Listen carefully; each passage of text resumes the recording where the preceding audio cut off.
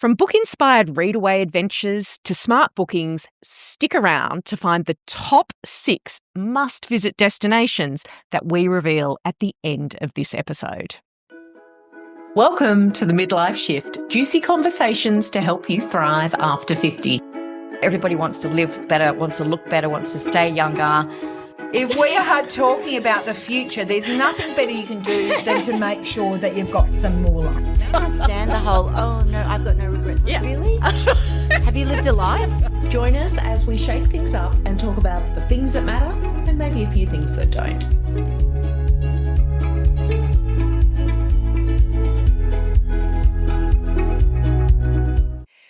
So we're here with travel writer and author Sue Williams and Stay's Bec Hurley. Welcome. We're going to talk about travel destinations that have inspired you because the world is literally at our keyboard. And new data from Stays shows that where we want to get away to is often places with loved ones and books. I mean, who would have thought? The places that let us read, relax and connect with others, no phones, no scroll, are kind of topping the list. So Bec, I wanted to dig into what's behind this. Can you tell us a bit about this data? Yeah, so every year Expedia Group runs a global study that predicts the travel trends for the upcoming 12 months. It's called Unpack. And through that study, a trend that's coming through really, really strongly is that even though the world's speeding up, people are really wanting to take holidays where they slow down. They're, immersing themselves in destinations and actually scheduling rejuvenation, which sounds a bit counterintuitive, but, making sure you're not doing an action-packed itinerary and you're popping in some time to really relax. And what Stay saw was there's this real trend towards readaways, so book-inspired getaways. So interesting. And, I mean, who doesn't love a good read? But essentially what they're seeing is that reading is the reason for the trip. And so people are, going away with a book club, a group of girlfriends or their families and taking time to really relax and popping your nose in a book is a really great way to do that. Interestingly, when you look at the reviews on the Stay site, the reading is coming up in our reviews 3 times more than it was before. So people are already jumping on the trend. They might be taking one of Sue's books. But over 55s, there's 88% of them are saying they want to take this type of trip. And if you look at women, that's even higher. I think we all want a little getaway with our girlfriends and it's really relaxed and comfy. You can pop your nose in a book and, there's no airs and graces. You can leave your jammies on and it's a really nice way just to feel relaxed and refreshed. Yeah, I think it's a really heartening trend. And Sue, I mean, you are one of Australia's best writers. You write everything from historical fiction to travel to true crime to property to nearly anything. And I've known of your work ever since I was first looking at you. I think you came out, was it with New Weekly or Who Weekly? Anyway, you came to our shores and I've watched your stuff with relish. Now, if you had to nominate just one great place to read and relax, what would it be? Well, I've tried lots of different places to read and relax because I read a lot, as you know, and I write a lot. But quite recently, I came across the very best place. Oh, what was it? Before, somebody lent me a cottage in the middle of nowhere and they said, that would be great. And I thought, this would be fantastic. I lasted 2 days. It was so dull. There was no stimulation and I can't cook. So I had to kind of think, what am I going to eat all the time? So that really didn't work. But the thing I've just discovered is cruising. I've never been a great fan of cruising, but actually I've discovered that a cruise ship is the perfect place to read, relax and write as well because you've got this wonderful background going past all the time, these amazing views, and you can usually get a great place on a ship to sit and write on a computer. Oh, that's and it's fantastic. Just wonderful. And you get fed all the time. Yeah. You get good coffee. You get everything done for you. And whenever you want to get off the ship, you can, and you can go and explore places. But you don't have to. And I mean, it's quite hard as a travel writer. You think, I've got to get out. I've got to see all the sights. But sometimes you think, no, I'm not going to. I'm going to stay on the ship. It's going to empty. It's going to be wonderful. I'm going to have it to myself and I can just sit here quietly and read or write. That's so interesting because some of the best mysteries have been set on ships as well, right? Yeah, you do think that too. Yeah. But you kind of think, well, I wonder if a cruise ship company would sponsor a murder mystery. And then you think, probably not. Well, I think we spoke about this in one of our other podcasts that cruise ships they do have morgues on board because they do. There's terrible things can happen on a cruise ship. Sure. And recently I was invited on a Cunard cruise. It was just one down to, though, isn't it? Yeah, one down to Hobart and back again. And that was a literary cruise. It was their first ever Australian literary cruise. And it was fantastic.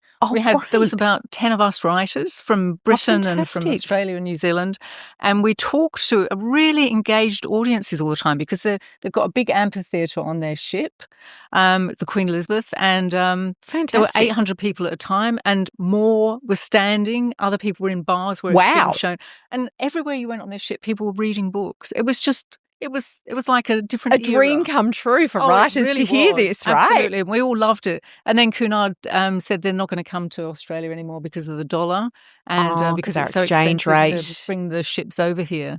So I think a number of people are trying to get other cruise lines to maybe adopt to come and do the same thing. Yeah. Oh, that's so interesting.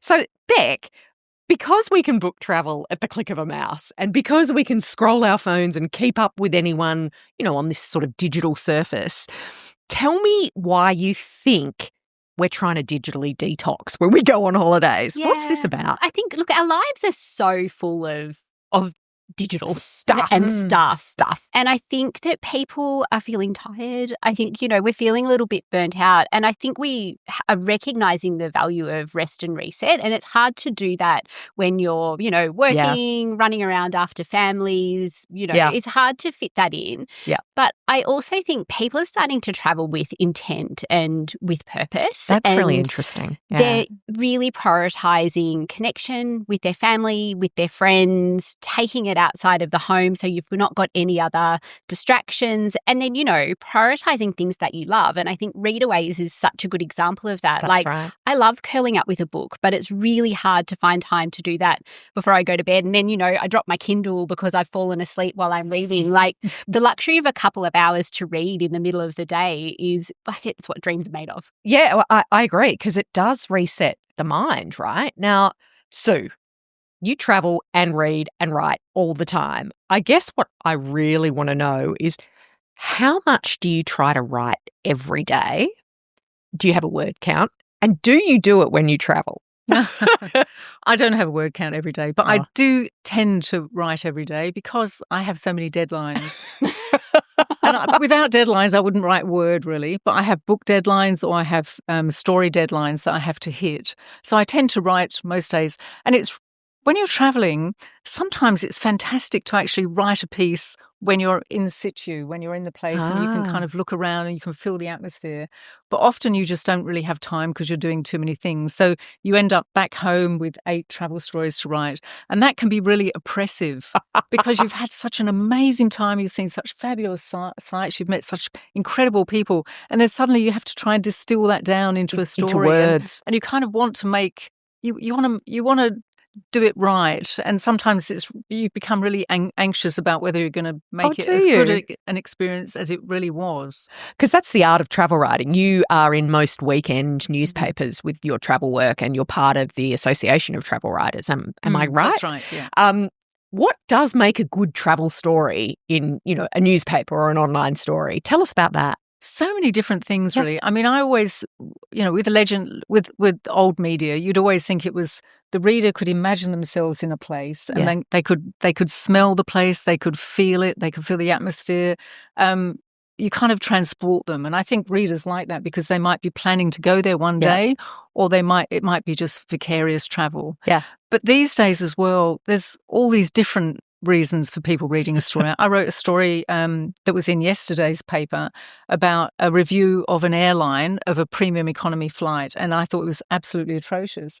And that story became the top rating story of the day, more than any other news stories, which is amazing to me. So people want to read quite different things, and people want to read about flying. They want to, because we all fly. We have to get to these places. Yeah. So people are really interested in those kind of things. So sometimes it really surprises me the things that people are really interested in, because before you wrote a travel story, you did it the best you possibly could, and you had no idea how it landed really. Yep. But now people come back to you and say, "Well, that one didn't do very well. Or that one didn't okay." Oh my god! Yeah. Do you really want to know? Is sometimes the answer to that, isn't it? Because you think you've done the best story you've ever done, and they say, "Oh, not many people read that." And you think, "Oh, you've absolutely crushed." So who knows? Really, I think the premium economy one is so interesting because I think people begrudge paying that little bit extra when it's not premium at all. Yeah. Right? Well, yeah, that may be right. And this was an airline that other people have said before is not a great airline. Okay. And so I think a lot of people were quite interested in piling onto this airline. I know the trolling and the sides and the black and white nature of online discourse is probably one of the reasons people like going to books.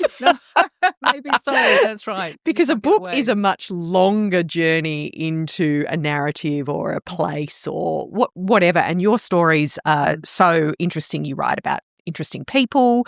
You've written about the terrible outback murders. You write beautiful historical fiction where you bring history to life, which I really enjoy because Australian history is just a little passion of mine. I loved it when I was at school. And it's just really great to bring, Australian history is not sort of known internationally for being particularly interesting given, that we've ignored our Indigenous past and it's all colonialism and, but you touch on those issues in your fiction and you can bring the characters to life in a modern way. I guess what would be interesting for me as a writer to understand is, do you have to go to the places where you're writing historical fiction to bring them to life? I think it really does help because it brings an extra edge to it. If it sounds as if you really know what you're writing about, occasionally you can't get to a place. I did a book that was set in Ethiopia and I'd been to Ethiopia, but I was about to go back when COVID hit. So I couldn't go back and interview everybody. And so I ended up doing a lot of the interviews on Zoom and it was really hard in a different language. Oh, yeah. I was doing it mostly at midnight because of the time difference. And we had an interpreter who I found really hard to understand because he had a really strong accent and he found it really impossible to understand it. So it was just really, really hard.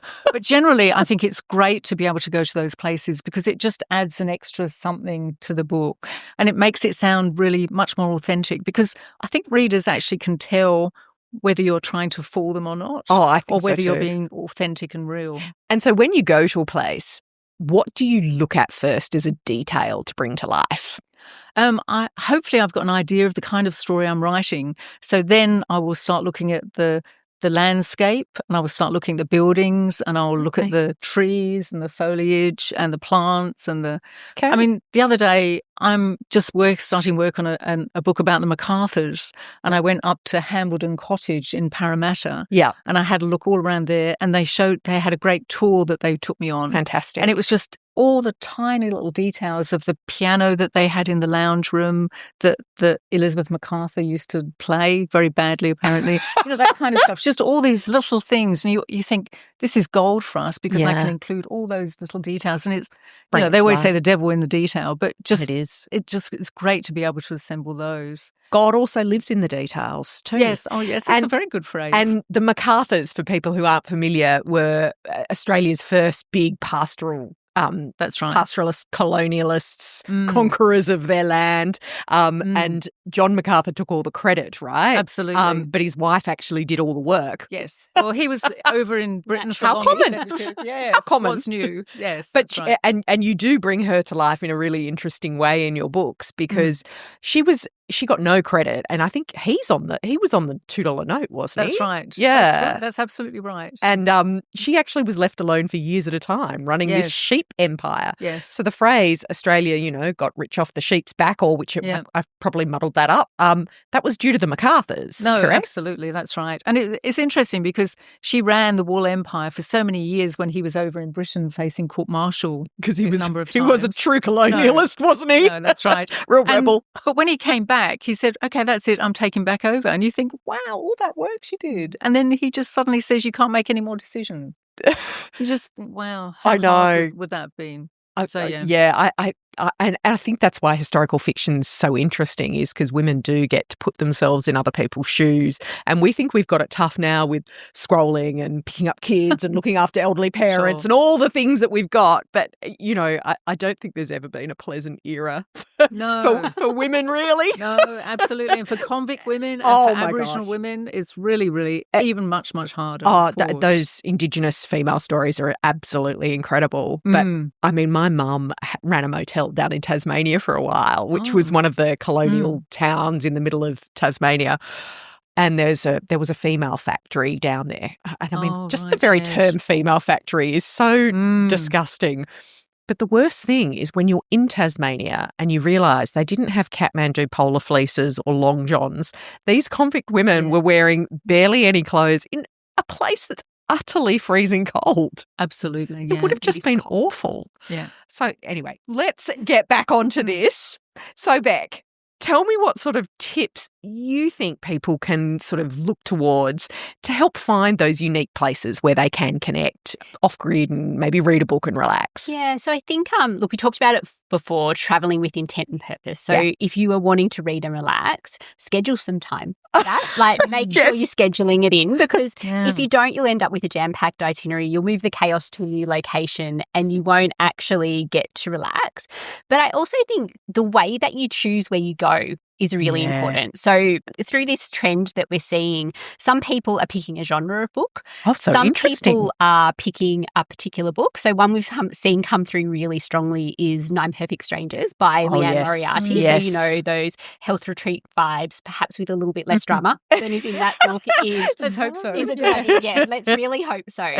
But also when you're picking the property, like making sure it's in a beautiful place, like a mountain cabin, a beach house, somewhere where you've got a beautiful outlook. Make sure the facilities have got spots to read. So, you know, a nice outdoor area, a couple of sun lounges, some really great comfy couches that you can curl up in.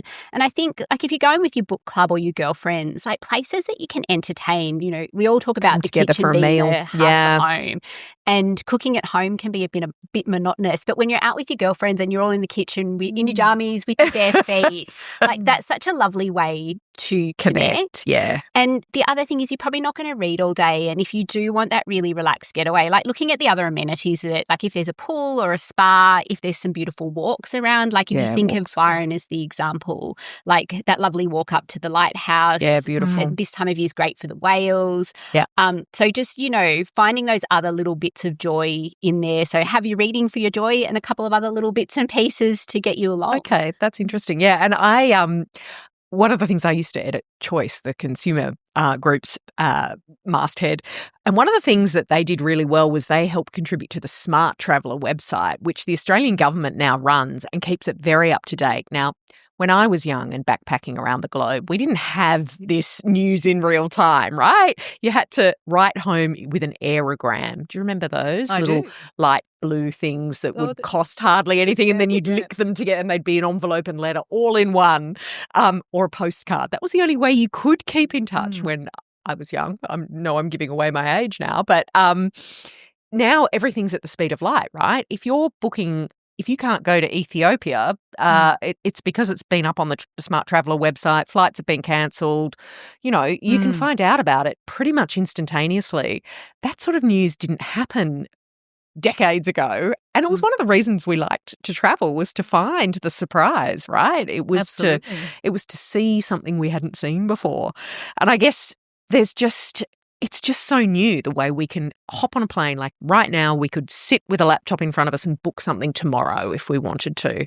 I mean, that was unheard of. It sounds like we're talking about ancient history to say that, you know, when I booked my first overseas trip at the age of 19, I had to go to a travel agent. I had to save up for like a year to book the airfare, and you looked through brochures and actually all I had, because there were no smartphones, was like a Let's Go Europe book when I was backpacking around Europe, and all the map pages were torn out so that I could just carry the map with me.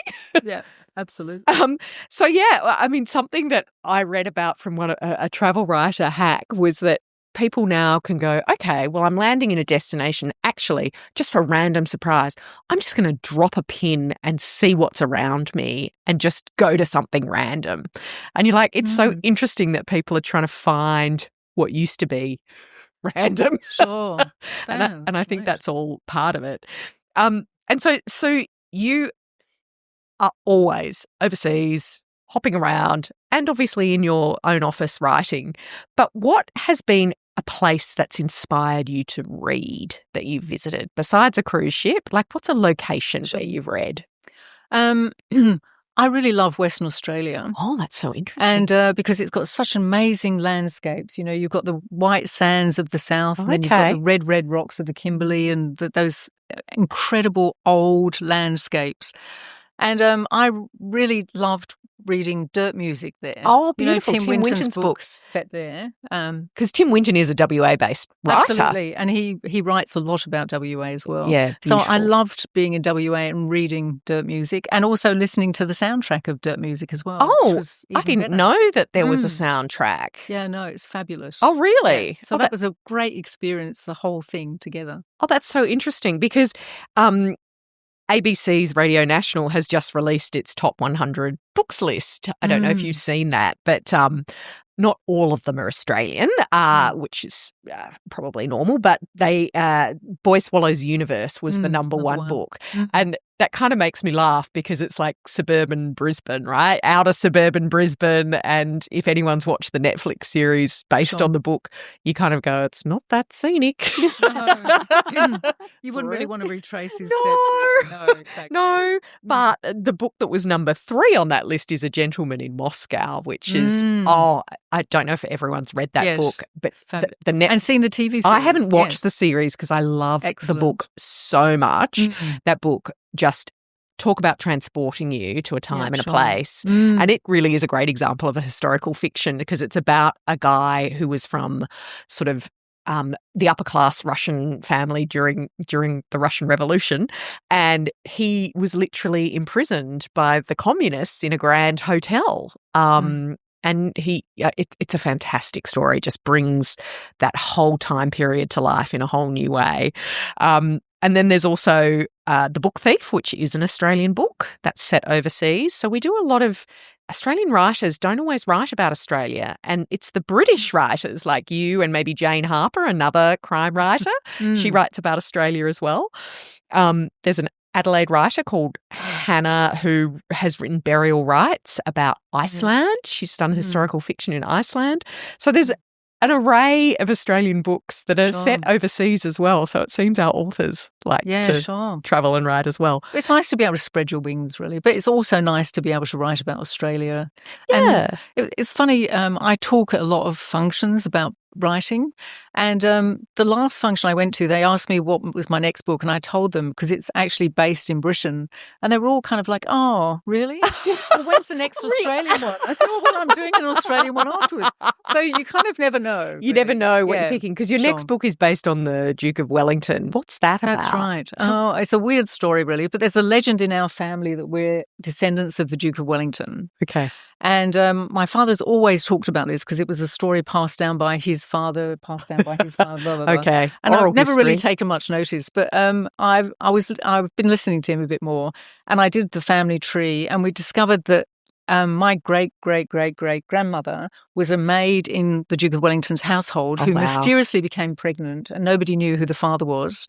She was never kicked out of the house, as most servants would be, and he looked after her and her daughter in the house forevermore. And which kind of maybe suggests.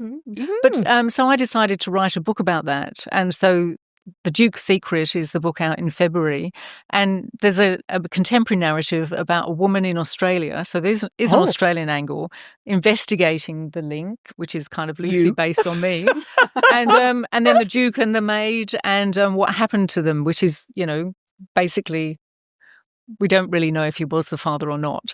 When I went back to Britain a couple of years ago, I met some university friends and I was telling them I needed some DNA from the Duke of Wellington's family. And one of them said, well, actually, I sit next to him in the House of Lords. Who would know?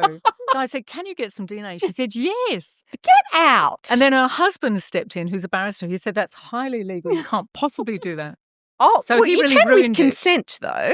You need consent. Yeah, you just have to ask. Well, so I wrote him a letter and she gave him the letter and then he never replied. Oh, and then you I just wrote need to another stalk letter them. to his niece. Come on. You can I do wrote a letter that. to his niece who's a writer and she wrote back and she was very pleasant and said, but for personal reasons, I'm afraid I can't give you my DNA.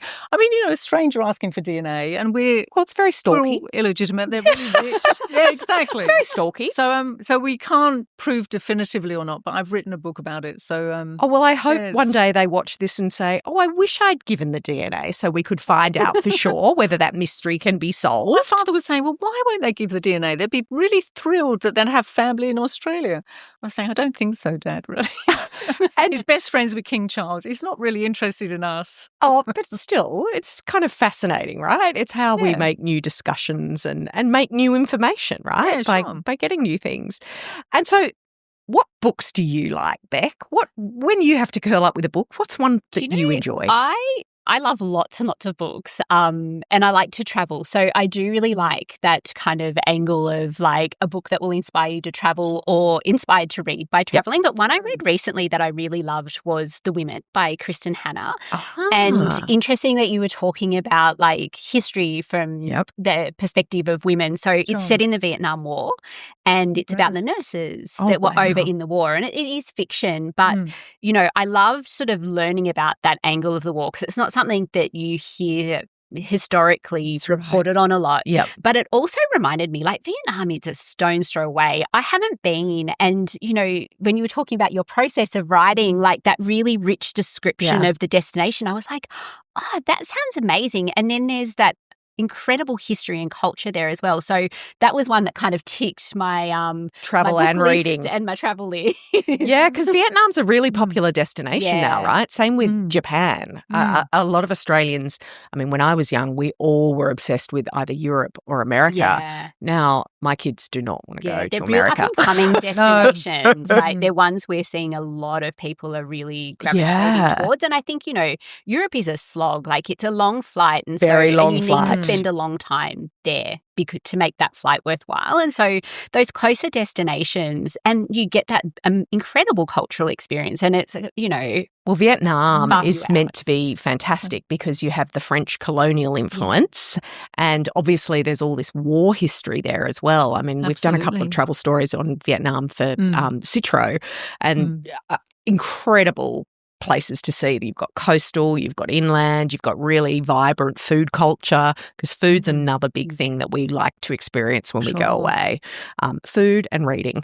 So it's like you've got Graham Greene's an American in Vietnam, which is fantastic. And many of the buildings he describes in that book are still around now. And fantastic. There's lots of tourists who go to the bars where he went to drink and stuff. And it's great. Reliving that. And they kind of dress in the all white with a nice hat and stuff. So, Oh, that's so fun. cute. Yeah. And what about you? What books have brought destinations to life most in your mind, Sue? What books have you enjoyed? Gosh, it's hard. There's so many, I think. There is. Yeah. I think one of the really interesting, when I was a child, I thought that every place I read about was a magical destination. And I just remember, because I'm showing my age again, Enid Blyton's fantastical stories. I really wish the magical faraway tree was a place. Sure. Because Kirin Island. Yep. And in my mind, all these places were real, right? And it's only when I grew up that I realised you couldn't visit them. Sure. It was so unfair. There's probably a Narnia world somewhere in America where you can go. Well, there would be, and a lot of homestay type places now do theme themselves around stuff. I think there's some really classic, like you can stay in, aircraft sort of moored at the end of a property, and you can stay in, castles, and what are some of the others? Hangars, and I think some people have converted wheat silos into accommodation. So you kind of can end up going into some bizarre kind of place when you travel these days. And I thought of one of my favourite books that always really inspired me to travel was The Old Patagonian Express, Paul Theroux. And I just loved Paul Theroux's travel books. I wasn't so keen on his novels. Yeah. I loved his travel books, The Great Railway Bazaar. Oh, okay. Because because he brings a place to life, doesn't he? Absolutely. And that made me really fascinated by travel and by writing as well.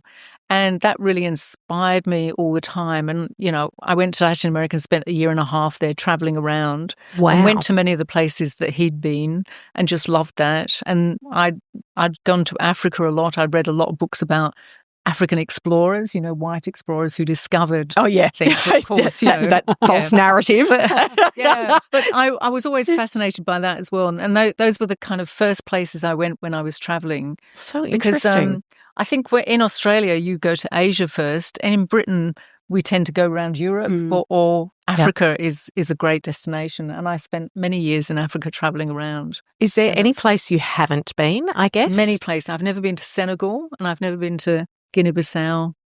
And I'd love to go to West Africa. I'd love to go to West Africa. West Africa's on your hit list, is it? Absolutely. I think next year, definitely. Oh, okay. Where else are you still longing to go to? Because I really do feel like you've been everywhere, man. No, I haven't. I'd love to go to the Philippines. I've never been to the Philippines. People say that's a really up-and-coming destination as well. Interesting. And what about you? What's on your must-visit list that you haven't been to yet? So many places. Africa is actually one for me. I would love to do a safari. I think that would be incredible. And I've spent a little bit of time in Northern Territory, and I would say that is probably one of my favourite holidays that I've ever had. So I would love to go back there and explore some of the places that we didn't get to see. I think it's easy to forget that we've got like great world-class destinations on our doorstep. in our backyard, and Western Australia as well. I want to swim with the whale sharks. Well, I really want to do that too. That's near where Tim Winton writes from, is up near Exmouth. So, absolutely. I really want to go there. Swimming with the whale sharks. And have you done that? Yes. Of course you have. What about Monkey Maya and the dolphins? Have you done that? Yes. But it's just because I did a series of books about the outback. I was asked, and I said, I'm not really an outback person. I've only lived in the cities. And they said, no, you're the perfect person to do it. So I ended up doing a series of books about the outback. And one of them was a travel book about the outback. And I kind of threw myself into doing horrible things like cattle droving when I've never ridden a horse before, and boxing in the boxing tent and all this kind of stuff. And it was because I was desperate to make the book not too boring and to make it entertaining at the same time. So what was the most really entertaining outback experience? I want to know. I think the boxing tent. Really? The most awful and the most... Yeah. Is but that it was because really you could interesting smell the sweat in there? Oh, and the blood and stuff. And then you kind of look and you think, is that blood? Yes, it is blood. Yes. I know. I find that stuff horrifying myself. No, it's interesting. But when I was going to the outback, people would dismiss me as a city girl. You know, what do you know? They're quite right. But after I'd fought in the boxing tent, when I introduced myself to people, they could be a bit dismissive. And then I'd say, yes, well, when I was with Fred Brophy in the boxing tent. And then immediately, suddenly, there would be kind of real... You earn status. Yes, absolutely. Forget Instagram. You just need the real story of being in the boxing tent because that wins you status and influence. Sure. And I ended up writing his biography because they always wanted his biography written, the guy who runs the boxing tent. That's fascinating. But he always refused. But because he felt that I was a crap boxer, but I obviously had courage, he said.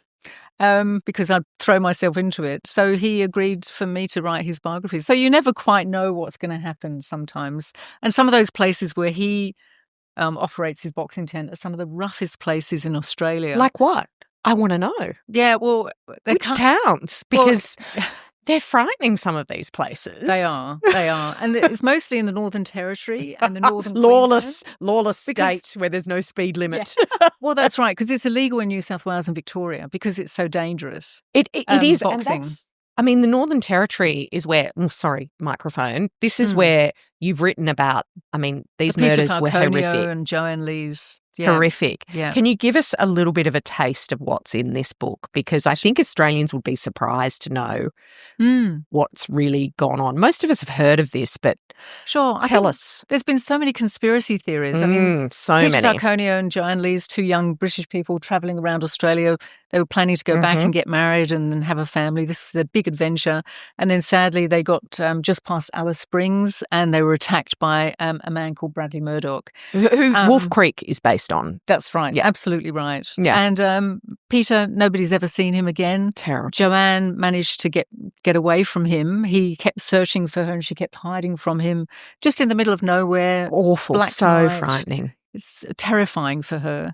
But because there was nobody else around, people started thinking maybe she had something to do with his disappearance. She's really suffered in that way. Conspiracy theories are like the evil of the internet, right? No, that's right. And this was even before the internet, really. I know. And there was still conspiracy theories. And now there are even more. And there have been so many documentaries about it too. But always people bring up the conspiracy theories. You know, maybe Peter is hiding and living a weird life somewhere. And just maybe she terrible. is a murderer and that kind of stuff. And she's really suffered from it. So it was an amazing thing. And I travelled all around Australia in their footsteps. And then in the footsteps of the killer, Bradley Murdoch. Because he was a member of the Ku Klux Klan, he was a member of a bikie gang. So again, you saw the kind of nasty underbelly of Australia, really. But you've done everything, man. No, Like, I haven't at all. Yeah. But it was a really interesting Yes, you book. have. No, it was a really interesting book to write. And it's really important that you got it on the record, right? Because Yes, absolutely. the facts are the important things for whoever might write historical fiction about them in the future. Yeah, sure. There's a record to go and talk No, to. absolutely, yeah. Because I'm sure she is grateful for you standing up for the truth. Well, of Bradley that Murdoch story. died the other day in prison. And I wrote a column for the Herald, and her representative got in touch with me and said, thank you so much for the piece, because I was saying how ridiculous these conspiracy theories are. Because people were saying, well, maybe he was an innocent man, he was jailed for life, but, you know. Yeah, the court records. Absolutely. And there's no there. doubt.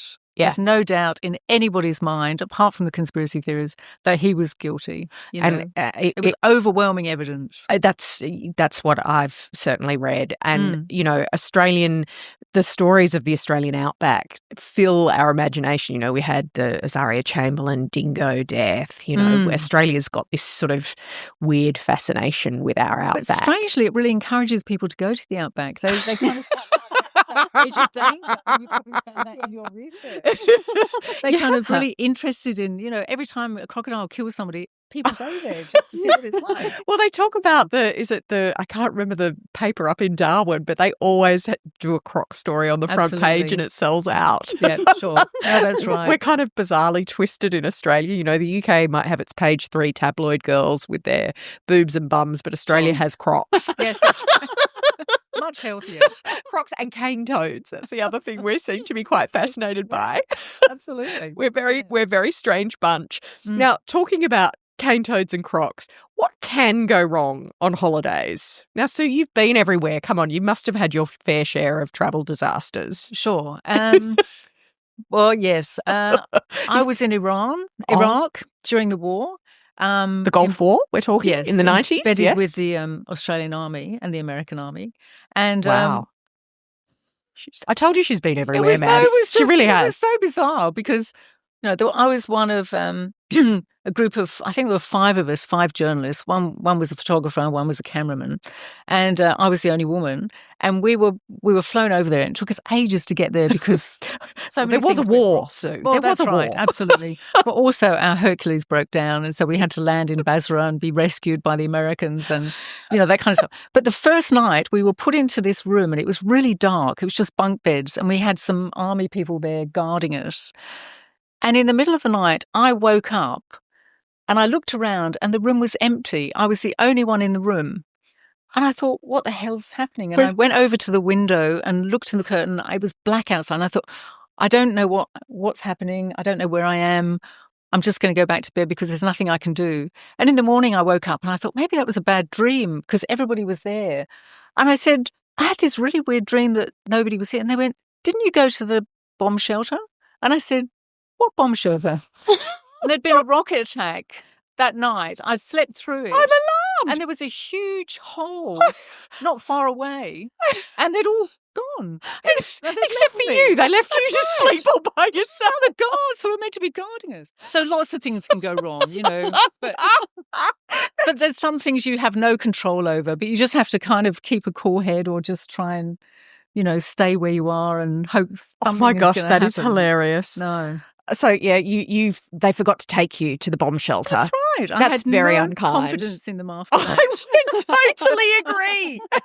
Now, hilariously, your partner is also a writer, and he writes under the name James Dunbar, crime That's fiction. Right. Yeah. But his latest is about a holiday in Kiama, which is on the New South Wales south coast, that goes wrong. Tell us a little bit about what can go wrong on a holiday in Kiama. That's right. Well, his book follows a young couple who go away on holiday. They come back and they've got a dog called Iris, and they get a dog sitter in to look after the dog while they're away. And when they come back, Iris is gone. All the locks on their doors have been changed. Their own credit cards have been cancelled. Everything. Their phones are no longer working. Oh my gosh! And you kind of realise then, without technology, there's nothing we can do. When we don't have a phone, there's nothing. So it follows the nightmare of them trying to find out what's actually happened, who this dog sitter really was. Oh my gosh. And why she wanted to do them so much harm. So it's quite scary. It's a bit anti-holiday in some ways, isn't it, really? But isn't it interesting that the world's gone full circle? So we like to go away on holidays to read, relax and connect, but now writers are writing about how you can go away on a holiday and lose your whole life, which is what I think is kind of interesting about this.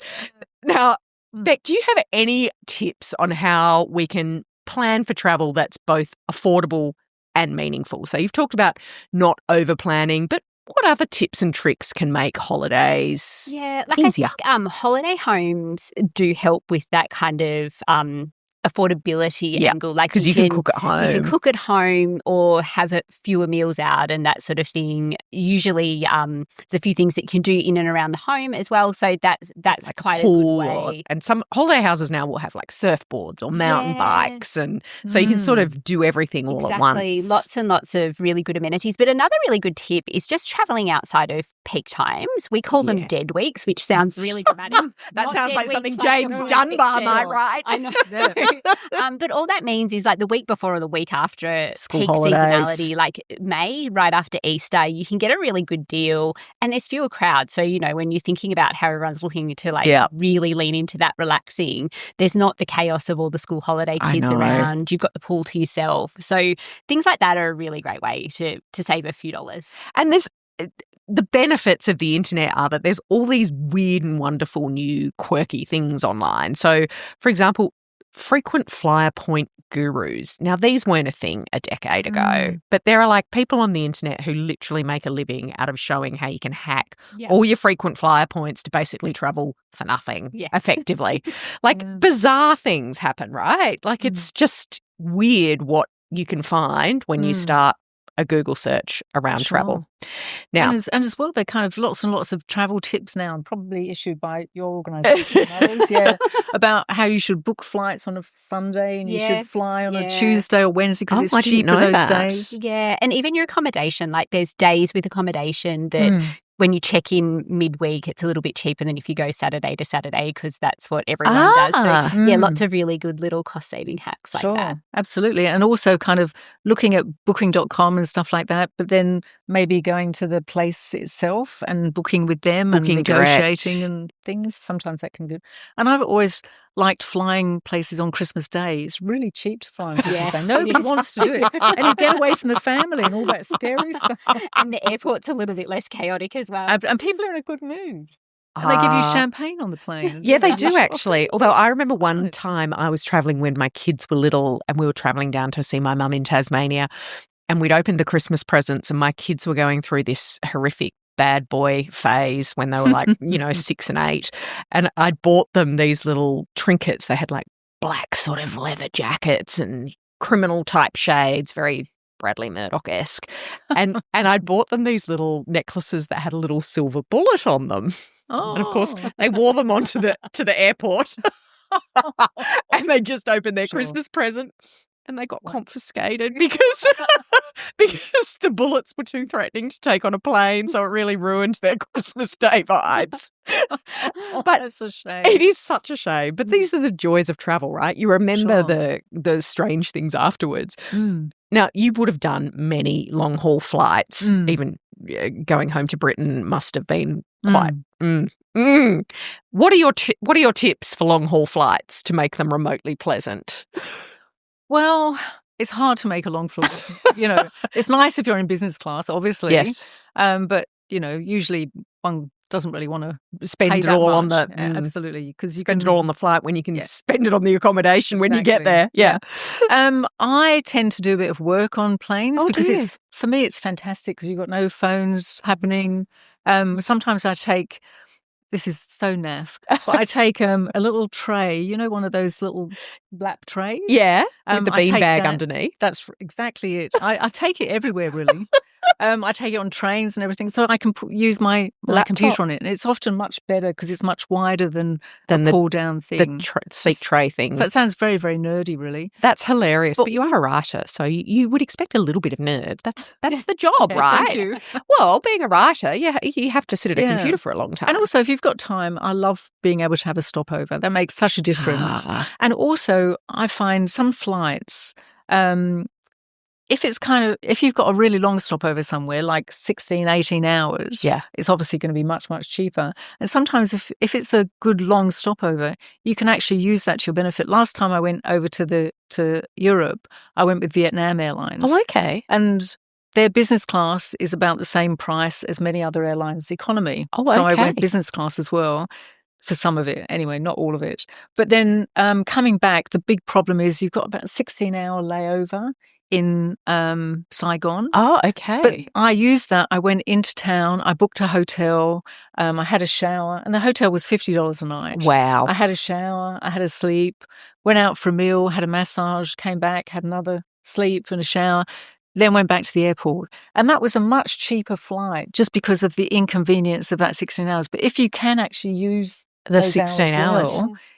I find that really, really worthwhile. So it's worth having a look at some of those flights that look as if they're absolutely awful because they've got such a long time. Yeah. But sometimes it can be good. Oh, that's the journey part of the holiday almost. Absolutely, nice. Yeah. And you've had a nice break and you're just ready for the next bit. Yeah. And what about the travel money? Like, what do you do when you go away? Because there's travel cards and what's your solution here? In the old days, it was traveller's checks, if anyone remembers that's those. Right.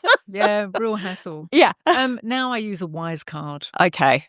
Which is fantastic. They really works very well. Interesting. And it's much, much cheaper than using your own credit card or using a Qantas card. Yeah, I used to always use those for a while. And what about staying connected on your phone or the internet when you travel? What's your trick for that one?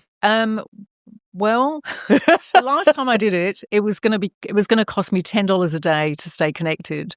But then I looked on the internet and it said, if you're a new customer, we'll give you that for $5 a day. So I cancelled my account that I had for a long time, started another account, and then so I got it for $5 a day. And for me, $5 a day is worth it to stay connected. Because, that's so interesting. I mean, as you say, it's not really much of a holiday when you're looking at your emails and stuff all the time, but sometimes it can be really oppressive thinking, oh my God, I wonder if I've got loads of people asking me stuff. Maybe it's better just to get rid of that and clear it and then get on with the holiday. Then the next day, look at it again. Well, you would have a lot of deadlines to juggle because you are quite the prolific writer. So yeah, the last trip I did, it was awful because I'd just done lots of stories and I kept getting queries on them. Oh, that's so annoying. And I thought, I'm never going to do that again. I'm never going to work right up to the time I go. Yeah. Because it's silly. The queries, they're the stressful part of writing. So the deadline is one part, but it's the queries afterwards before they've published that are actually the most stressful because no one can publish until the query is answered, which makes it really stressful. Yeah. Okay, that's fantastic stuff. We're going to move into what I call the fast questions. I'm going to ask these to Bec first. So I'm going to hit you with two choices and you're just going to immediately say which one you feel is right. Then I'll come to you a bit later soon. Pack light and carry on or pack it all and check in your bags? Carry on. Oh, look at you. Yeah. Okay. Domestic or international? I feel like you're making me choose my favourite child. I don't like that one. I'm going to give you two answers. If you've got more than 2 weeks, international, less than 2, stay close to home and explore our backyard. Okay, that's a good one. Beach or mountains? Beach. Serene countryside or bustling city? I'm a country girl. Oh, look at you. Sunrise or sunset? Sunrise. Hotel or homestay? I mean, I've talked all about homestays all day, so it would be very inauthentic for me to say hotel, but I think it depends on who you're travelling with. But I think homestays are a really good way to connect. Okay, road or rail? I'm too much of a control freak. Road. Cruise or car hire? Car hire. Okay. Plan every detail or go with the flow? Plan enough, but allow for some adventure. Okay. Can she have that? Okay. First class or economy? Oh, I mean, you can't say no to first class, can you? Only if someone else is paying, Agreed. though. Totally agreed. I'd rather spend more on my accommodation and stay somewhere really nice when I get there. But if someone's treating me, I'll take the first class. Okay, that's great. Thank you, Bec. Now, Sue, I'm going to be really cheaty here and I'm actually going to ask for some of your travel recommendations straight off the top of the bat. What do you think is the best airline? Qatar. Best hotel? Citizen M. Where's that? They're a hotel group. They're based in Holland, but they have hotels all around the world. Oh, okay. They don't have them in Australia, sadly. I was going to say, I've never heard of them. But they're kind of like, they're mid-range hotels, but they have great communal areas. The room's really small. A massive bed fills up most of the room, but they have cafes and they have areas where you can sit and lounge and work. And they're in great places. There's one in London, and you look out over the Tower of London. Oh, wow. It's amazing. Wow. Okay. So it's not too posh or anything. It's just really kind of groovy and nice. Excellent. What's your top packing tip? Don't pack everything. Pack light. My partner, he packs everything. Last time I said to him, I like traveling with the rucksack. I know it sounds terribly childish, but it's great because you can have it on your back and you can walk, you can step on trains and stuff. And last time I travelled with him, he said, please don't take that. And I said, why not? He said, oh, no, it looks so silly. So he made me take a big case. Then he filled my case with all his stuff as well as his case. And it was just horrendous. The next time I went, not with him, I had my rucksack. It was great. But a friend on the trip said to me, could you carry my stuff back for me? Oh, see? Unfair. What's the best Australian travel destination? The very best one? Gosh, that's so hard. I know. I knew you'd say that. I really love Winton in the Queensland outback. It's just a perfect little outback town. It's where all the dinosaurs were. It's got a great dinosaur museum. It's got a fantastic museum for Waltzing Matilda, the Waltzing Matilda Centre, which is like an ode to swagman. Oh, that's hilarious. Old Australia. A few bunyips, maybe. Loads of pubs. It's a really nice place. Winton. Okay, Winton in Queensland. Yeah. That's interesting. What about the best restaurant to travel to? Doesn't have to be Australia, could be international. Best place you've ever eaten? Okay, it wasn't a restaurant, but it was in Jordan in the Wadi Rum Desert, staying with the Bedouins. Wow. And you stay in one of their tents. And then they bring all this food out and you're just sitting on cushions in a tent and you just eat all these delicacies. Fantastic. What did they serve you? What type of food do Bedouins eat? How do I not there know was this? lots of meat, but I don't eat meat, so they had lots of meat. But they also had lots of chickpeas, falafel, and it was kind of a real Middle Eastern spread. Yes, everything and baklava? Yogurt and it was. And then they danced. Oh, that's incredible! Yeah. Really? And sang. And and sang, and I thought that was the best experience. So it's not a restaurant, but anybody can go there. Anyone can go to Jordan. It's such a wonderful country. It's so safe. And it's fascinating. Oh, wow. That's so interesting. What about, so you've already talked about your best rucksack. What is the best type of rucksack to travel with? Do you know? One that's not too big, really, because otherwise you just end up taking so much stuff. Yeah. So one that you can you can put all the straps inside and zip it up as well. So then you can chuck it on the Oh, okay. And do you fold or roll your clothes? Roll. Okay. What's the next book you're going to take away with you on a trip? Wow, that's a hard one. I think I'm going to take a Fiona McIntosh book. She was another writer on the yes, I've read some of her cruise, stuff. and she writes a lot of historical fiction, but international historical fiction. She doesn't really base much here, and she's got one called The Perfumer's Secret, which I thought is based in France. That looks really, really interesting. Because there was a great novel called Perfume, right? Where that's a lovely one of the best books that brings the whole sense of smell to life as a historical story. Oh, that's so interesting. Okay, So now we're going to come to our reveals where each of you are going to reveal your top 3 Readaway destinations. Bec, I'm going to hit you first because I know Sue's going to angst over this and absolutely.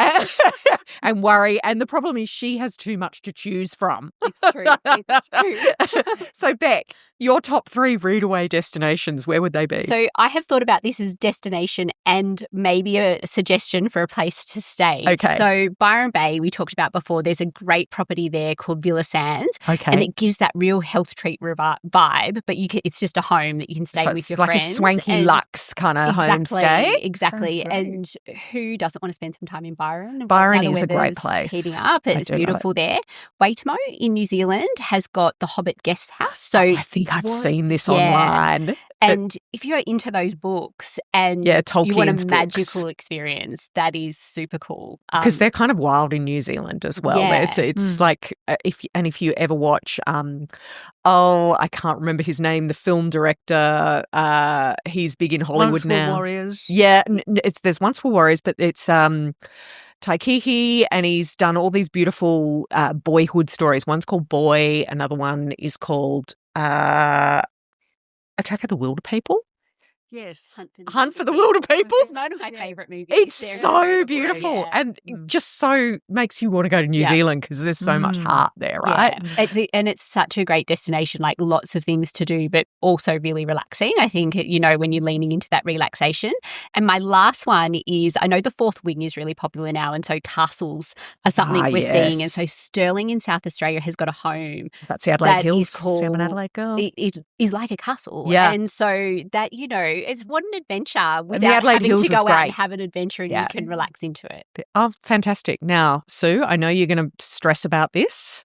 Absolutely. Because there probably are way more than 3, but no. You choose, tell us your top 3. Okay. I love going to Petra in Jordan. Ah, again. yes. Beautiful place. And there are so many legends associated with it and so many great books around. Around Petra. Describe the landscape there because it's particularly unique, right? For people who don't know. Yeah. You about probably know it from some of the Harrison Ford movies. Yeah, correct. That's great. So there's beautiful, incredible buildings and they go on and on for ages, and you can get a little donkey and you can ride a donkey if you want to, or ride a horse, so or you cute. can walk. And you can keep going. It's a vast historical site. And you get to the point which is called the end of the world. And it's just this amazing end of the whole site. And then you look down and you can see for miles and miles, you can see the horizon. It's fantastic. Just fabulous. And it's just quite a magical place. So Petra. It's just very, very special. Okay. And then my first love was always Africa. I always loved reading about Africa, loved reading African writers. And I think Kenya is still one of my favourite places, really. Going up to the north of Kenya around Lake Turkana is really quite wild. And people are so generous and interesting and fun. And there are so many great books written about, say, the Maasai in Kenya. So I would go there. And the third place, maybe Venice. Maybe Venice. I went to Venice recently. It's very crowded now, isn't it? It is a bit, but not out of season. It's a lot quieter. And it wasn't as I went in July and I thought it was going to be massively crowded, but it wasn't. It was really? not too bad. And for the first time, I've been there a number of times, but the first time ever I went on a gondola ride because I always thought, it's so touristy. There's a reason it's touristy. It's fantastic. And how much does it cost? Because I remember when I was backpacking in Venice and I just couldn't afford it. It was more than a night's accommodation to go on a gondola ride. I think it was about $100. And it was really a bargain. And I'm actually doing a story because I discovered that there are a few female gondoliers now. Oh, really? So I'm doing a story for a magazine on this female gondolier I found, and her grandfather was a gondolier and her father. And does she live in Venice or does she live just outside? She's a Venetian. She grew up there. Fantastic. So women are kind of getting into that as well. That's so interesting. I thought I could make the heroine of a book. Yeah, but she speak any English.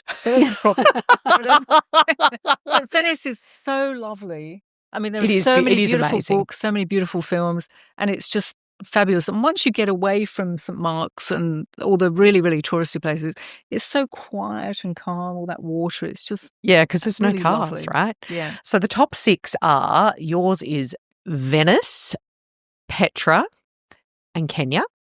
And yours is Adelaide Hills, Watomo in New Zealand. Did I pronounce that correctly? I hope I did. I'm sure the New Zealanders very will close. tell me Yeah. if I didn't. And Byron Bay. Yes. So there we are. We have the top 6 Readaway destinations all there. So thank you very much for joining us, Sue and Bec. Thanks for being on the Midlife Shift. Pleasure. Thanks for having us.